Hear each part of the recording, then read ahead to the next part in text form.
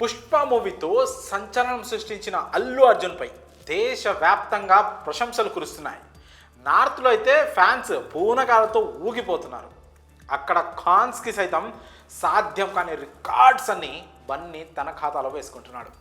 Telugu cinema రొమ్ము విరుచుకొని నిలబడ్డ ఇలాంటి సమయంలో మరో విషాదం కూడా చోటు చేసుకోవడం విచారణీయం. సంధ్య థియేటర్ ఘటనతో అంతా షాక్లోకి వెళ్ళిపోయారు. తరువాత కాలంలో ఈ విషయం అనేక టర్న్స్ తీసుకొని ప్రస్తుతం కోర్టు పరిధిలో ఉంది. అయితే తాజాగా ఈ విషయంపై పవన్ కళ్యాణ్ స్పందించారు. తన సినిమాను ప్రజలు ఎలా ఎంజాయ్ చేస్తున్నారో తెలుసుకోవాలని ప్రతి హీరోకి ఉంటుంది, దానిలో తప్పు లేదు.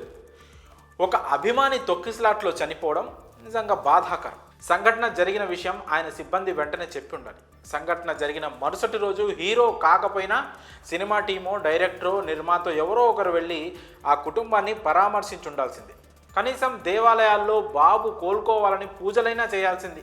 అలా జరగలేదు. కొన్నిసార్లు మనం తప్పు చెయ్యకపోయినా పరిస్థితుల ప్రభావంతో సారీ చెప్పాలి.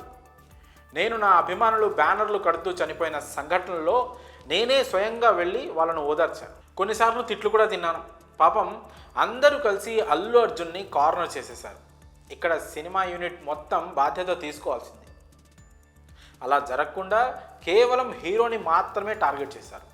సినిమా నిర్మాతలు ఇంకా బాగా స్పందించాల్సి ఉంది. వెళ్ళిపోయేటప్పుడు అల్లు అర్జున్ అభివాదం చేయకపోతే అది వేరేలా అర్థం చేసుకుంటారు. హీరోలు రాజకీయ నాయకులు వెళ్ళేటప్పుడు వచ్చేటప్పుడు అభివాదం చేయడం సహజం.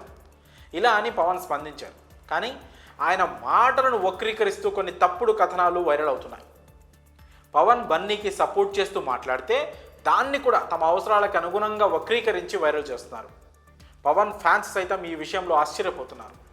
మరి ఇలా బన్నీపై పవన్ ఒకలా స్పందిస్తే మరోలా ఆ వార్తలను తప్పుగా ప్రచారం చేయడంపై మీ అభిప్రాయాలను కామెంట్స్ రూపంలో తెలియజేయండి.